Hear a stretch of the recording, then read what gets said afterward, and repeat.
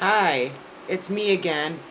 Um, I had a relative express upset over the videos about satanic ritual abuse, and I just wanted to acknowledge her upset. I don't blame her.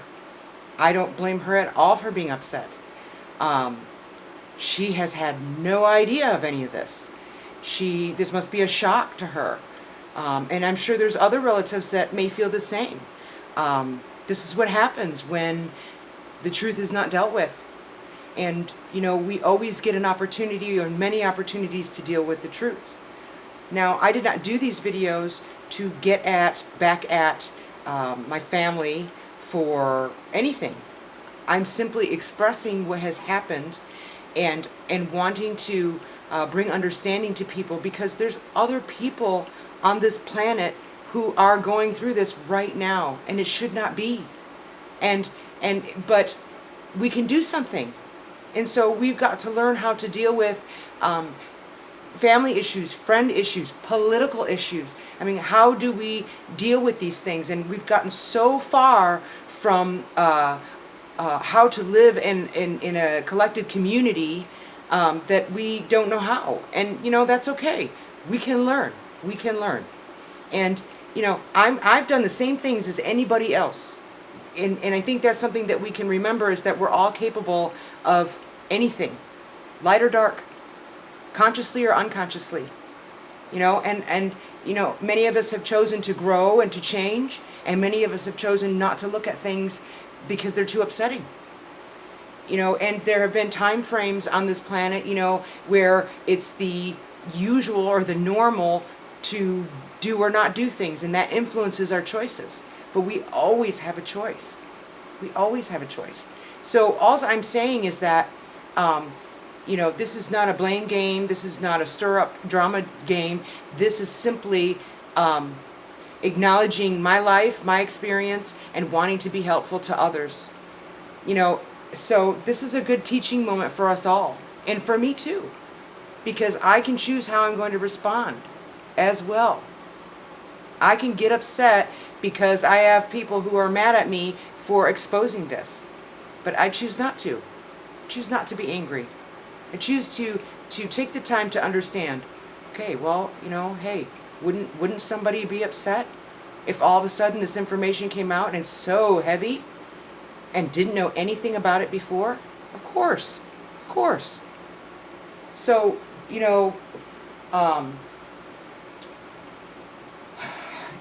let me further explain some things. As an adult, when I found out that the memories that I was seeing had been real and accepted this, I had invited my parents to come. It was an hour and a half away from where we were. I had spent almost an entire summer in this outpatient place. It was called New Life Christian Center. And I invited them to come so I could tell them what had happened when I went to my relatives in the other state. And they came, and with the psychiatrist in a meeting, I told them, and they responded compassionately. My mother hugged me. My dad was broken about it. So,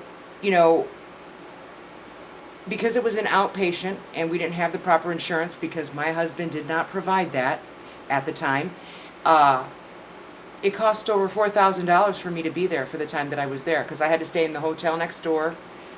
One of the most excellent places I've ever been for help. It's no longer there. It's been forever. But after we left there, while we were there, my father, in private, my mother was somewhere else or in the bathroom or something, my father had offered to help pay for this, because he was wanting to take some responsibility for what happened in our family. And you know what? He was right to do so. But he had to talk to my mother, because my mother always took care of the finances. My mother said no. And that was the first thing that struck me. Like, why would she say no? Now, I don't know why she said that. I don't know that that was malicious, or maybe she had this need to put this under the rug or just not take responsibility. I don't know. I've never been able to talk to her about it. But the full point of this is that after they came out and heard this, I was not allowed to talk about it ever again. Every single time I tried to bring it up to, have questions or to be able to work through or process, they would not allow it. And neither would my brothers. I was not allowed. We had to continue on this mode of Arlene's a problem. Arlene's a problem. It's Arlene. Oh, it's Arlene again. Oh, she's so drama-filled. Oh, this and that. And push this under the rug and pretend like it didn't happen. And I had to make a decision at the time to not allow this to bother me so that I could work through, process through, and get better. So, it made it difficult. I've had many questions. And, after some time, one of my brothers had started to have memories of things, a couple of memories that were similar to mine. Not that he went through the same thing at all, just maybe some things that he saw and shoved under the rug. I don't know. But he did apologize to me, and there was a couple of incidences that happened that kind of showed him that I was not lying. And that that was wonderful for me. It was an acknowledging of the truth, and to be treated as a liar, or to be treated as somebody who is less than, or after the truth comes out, it wasn't cool. And I had also at another time, future time, I had a chance to talk to some of my relatives that were around at this time. And, it was revealed that, something was very wrong. So, there was a lot of proof that I got. Not everybody gets that. Not everybody gets proof that that these things probably did happen. But I know they did happen. But, it was just further evidence of it being truthful. And I still wasn't allowed to talk about it. So, the thing is this has cost so many people, because now this comes out. And it's offensive. It's offensive to people who can't believe that my parents, didn't know about this, or knew about this, or the way they responded, or, how they were. It's offensive to them. And I don't blame them. I honestly don't blame them. How shocking this must be. But now it's time to deal with it. And you don't have to deal with it if you don't want to. I say this to all my relatives. You don't have to. You don't have to come after me either and be unkind. So, and I won't be unkind to you, whether you do or not. I will not be unkind.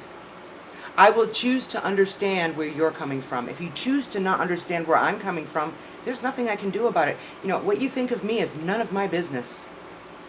So, I just think that this can be a learning point for many people, families, friends, just all kinds of people who have issues, with people being offended.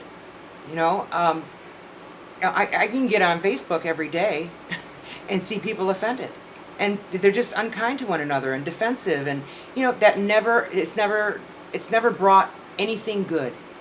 It's never brought anything good.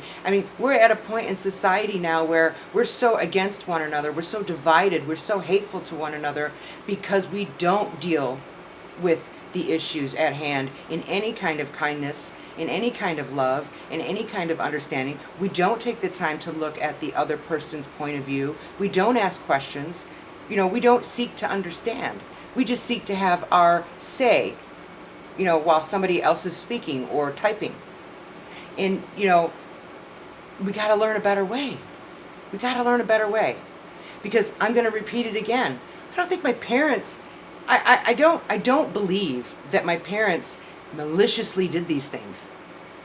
Honest to God, I think that they, at the time frame, I'm looking at the time frame of how things were in society and what they were brought up in. I think that they just did what they thought that was okay. And some people may say, well, how can anybody think that certain things are okay? You know what? You can. If you are surrounded by people all doing the same things, if you are surrounded by people who don't talk to one another, and you don't know any different, you could think certain things are okay that nowadays people would say, oh my God, how can you not know? I mean, even the doctors back then didn't know what was going on based on, the kidney infections and whatnot. I mean, so we've got to learn to give each other the benefit of the doubt. And we've got to learn to not be defensive, but to change our perceptions of one another and change the way we think. And sometimes it just takes an example.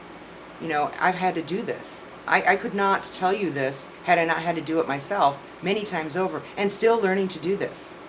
So, I wanted to bring this up because I think it's really important. And I think, I think that I'm going to do more videos on this type of thing. I also, because people are wanting to know about the personalities, and I'd like to bring them up. I'd like to tell you a little bit about each one that was active and what their purpose was, and what needed to happen for integration, even though it happened spontaneously, and how Jesus helped me with that, because I've had amazing experiences, but they were, and I believe that I've had these experiences to help me understand, to bring this today, because this is the kind of thing that we can learn from to make the changes that we need. And how do we know what we don't know? Until someone learns it and is, courageous enough and bold enough to talk about it. And what a platform, YouTube, that we can do this on. So, but I brought some cards, and I want to just pull a couple about how we can go about doing this. So I want to let you see me shuffle. So these are surrender cards. So I'm asking the divine, I'm asking God, collectively, what we can begin to surrender in order to have this type of dialogue collectively and individually. What can we surrender? And let's do 2 cards. What can we collectively surrender?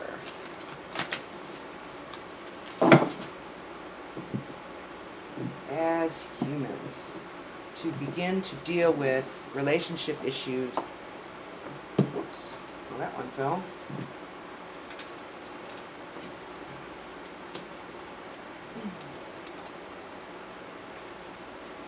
Okay.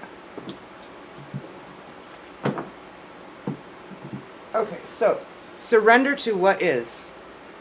And it says flow with what is instead of fighting it. When you can't change a situation, compassionately accepting it exactly as it is will bring you peace. So, just surrendering to what is. What a perfect card. We can't change it. Sometimes we need to just accept what is and take it from there.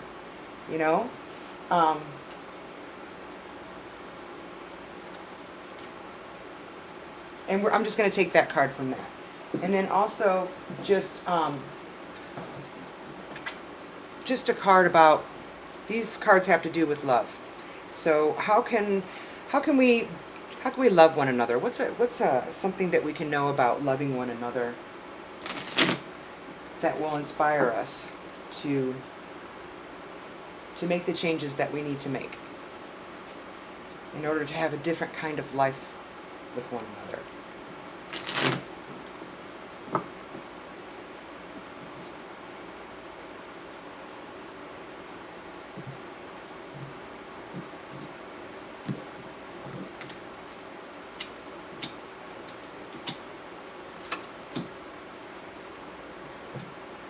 Okay. Emotions are a natural and necessary part of life, but they can also distort your perception and cloud your vision. In order to see things clearly, you must let go of resentment. There we go. Isn't that perfect? Sometimes we have to let go of resentment because it's just, it's a cloud of emotion that causes us not to see, not to ask the questions, not to see the questions to ask, not to be able to see from another person's point of view. And it doesn't mean that either person is right, and it's not about being right. It's about understanding the other person's point of view and being willing to understand yourself and be honest with yourself. So that's really awesome. And then when you pass from this world, you take nothing with you but your soul and the memories you have shared with those you love. So, I mean, there is nothing else than relationship. Everything else is an add-on. You know, stuff is not ever supposed to be more important than people. You know? And so, I think that's awesome. Anyways, thank you for listening, and I'll be back.